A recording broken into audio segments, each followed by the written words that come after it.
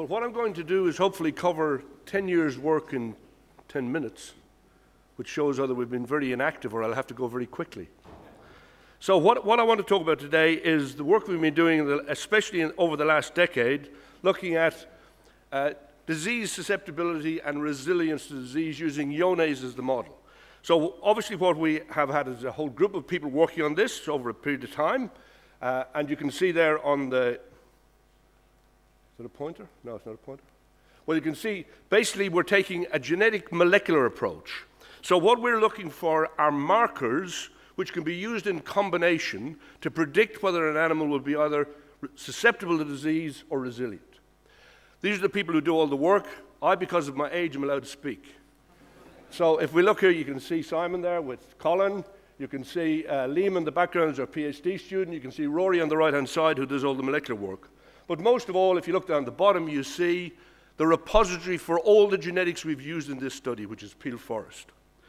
So what we want to talk about now is basically the opportunities Deer give us to look at the genetic traits associated with disease susceptibility or resilience. And they're really quite special.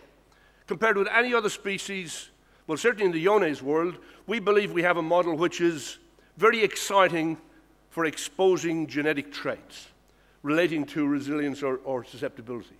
And you can see here we've got very pure breeds, we've got excellent pedigrees, we've got the prospect of using ET to produce multiple progeny, and we have obviously a model where we can infect the animals and establish the phenotype of every animal when we kill it.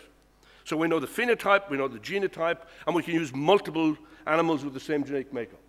Where it all came from, I'll just tell the story very quickly. When we started out looking for diagnostic tests to control iones disease. And we developed these tests using a bunch of herds in Southland.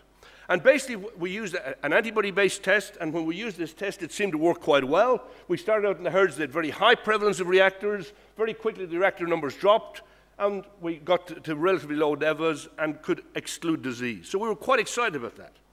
And then we moved on to Canterbury, and we tested the Peel Forest herd. And we tested, and we found 23% reactors in his stud herd. And he said, okay, what would I do? We said, well, do what you like, but it might be an idea to cull them. And he said, some of them are very valuable.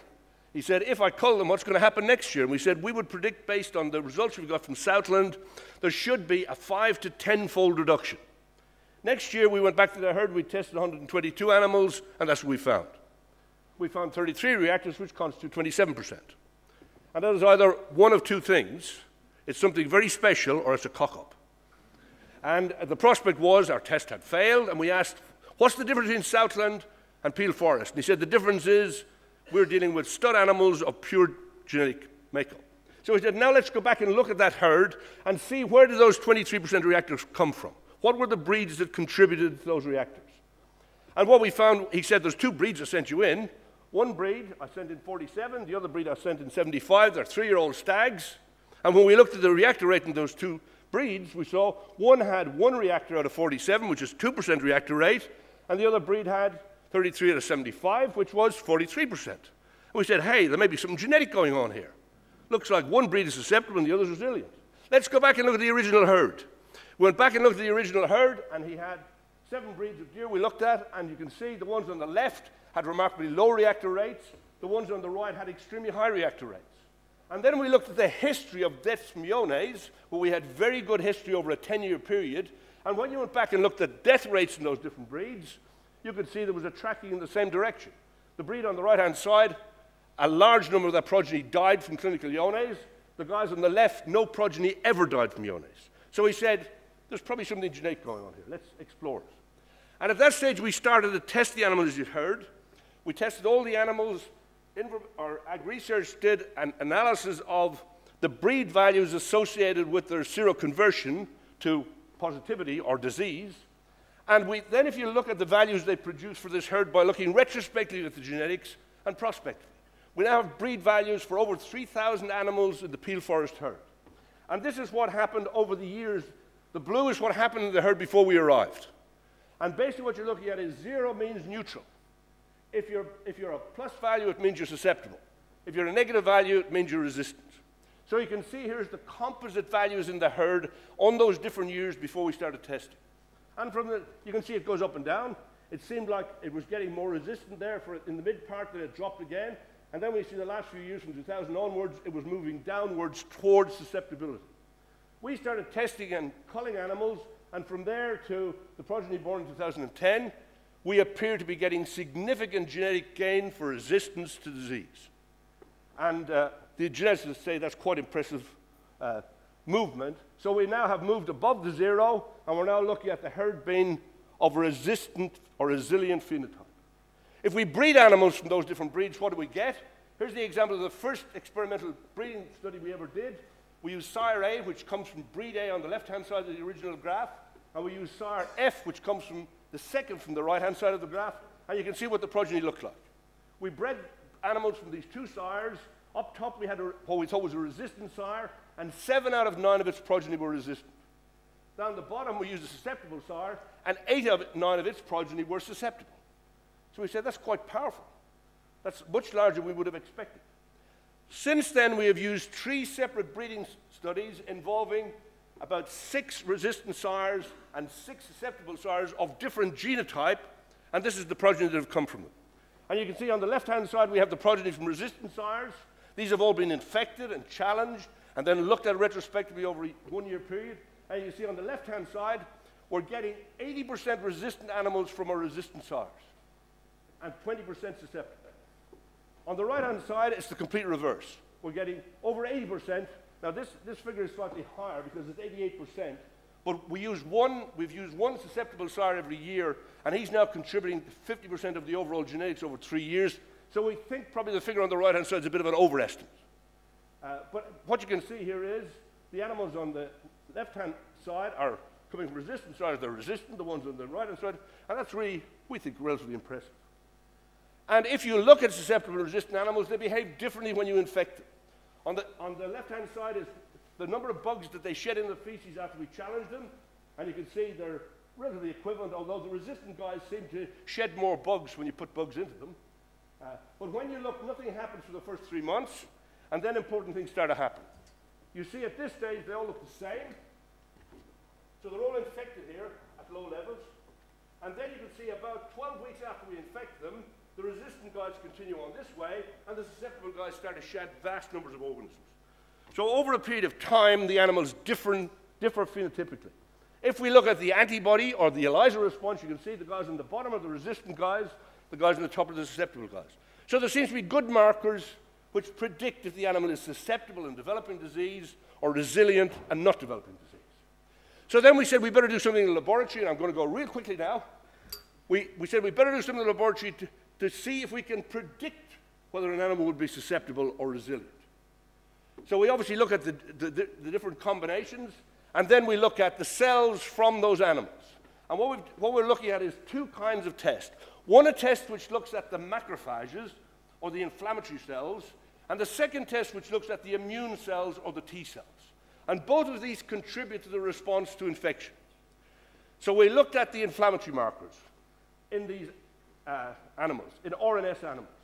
And we've looked at all the genes expressed inside the cells of resistant or susceptible animals. And if you look there at the top, you will see the genes on the left-hand side are the genes upregulated in susceptible animals. The red is susceptible. The right is resistant. And the ones in the yellow are common. And what you see very transparent from that is there seems to be a massive upregulation of genes in the animals which are more susceptible. So from that, we then looked at a group of genes which we thought might be interesting. So we're looking for macrophage-based genes, and we're looking at T-cell-based genes. And hopefully that will tell us something about resilience or susceptibility. These are the genes we started out with. We started out with about 60 genes, and the ones we're now moving towards selecting are the ones in green. And all of these have some attributable function immunologically. So they mean something to how an animal responds immunologically. And we're not concerned about a single gene, we're concerned about pathways. So we know that if a pathway is abnormal, everything upstream from the abnormal gene will be abnormal. So you don't have to find a gene, you have to find the pathway. And that gives you an access to function. And here's the sort of results you get. And I'll go through them incredibly quickly. All we're showing you here is that if you compare resilient and susceptible animals, Obviously, the ones on the left are, I can't read it from here, I'm blind. It says susceptible on the left, doesn't it, I think? Can you read that? You can't? Okay, the ones on the left are susceptible, the ones on the right are resilient. Okay?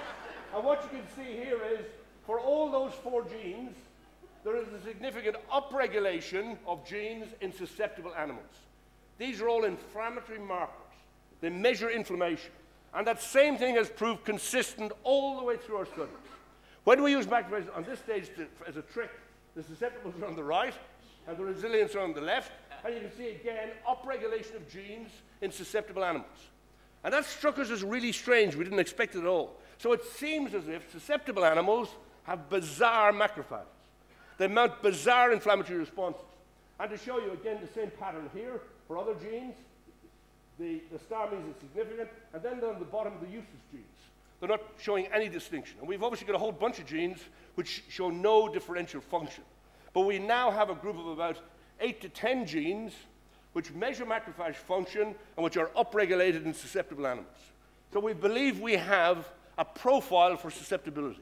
It's abnormal inflammatory responses, which means, 1 minute? Okay, I'll go real quick now.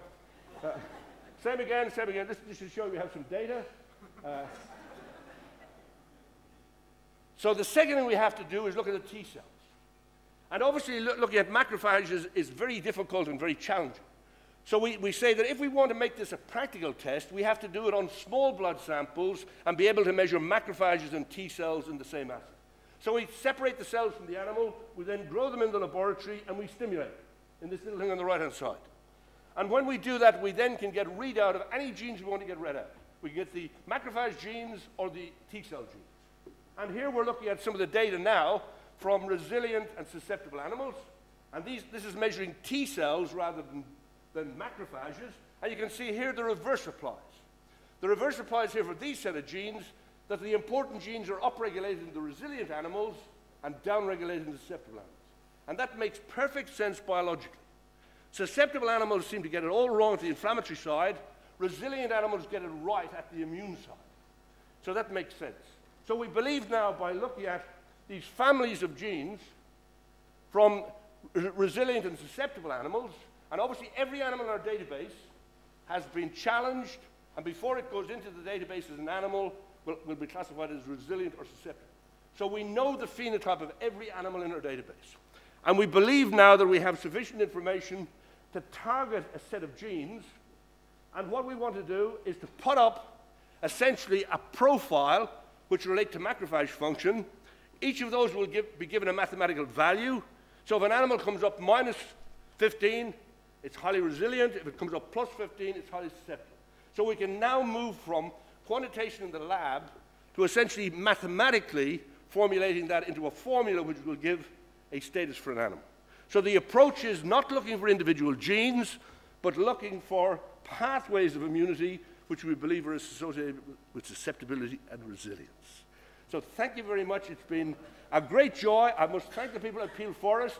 They have provided us with some fabulous genetics, unlike what we could access anywhere else in the world. We're really excited about it, and we think that we can make some progress, and hopefully within the next year we will have essentially a test which we can apply to animals. First of all, we want to apply to animals of known genotype, which is predictable RRS, and see that it works in these animals in a field situation. But at this stage, we've got our last study underway where we have 8 sires, 4 Rs and 4 Ss, and we're now going to, we've challenged all those animals a couple of weeks ago. We'll know what the progeny is, and then we will repeat these marker assays in that progeny and test some animals with no genotype. Thank you for your time. It's been a pleasure being here. Thanks, Frank, and I think Frank takes out the award for speed research as well. So thanks very much for that.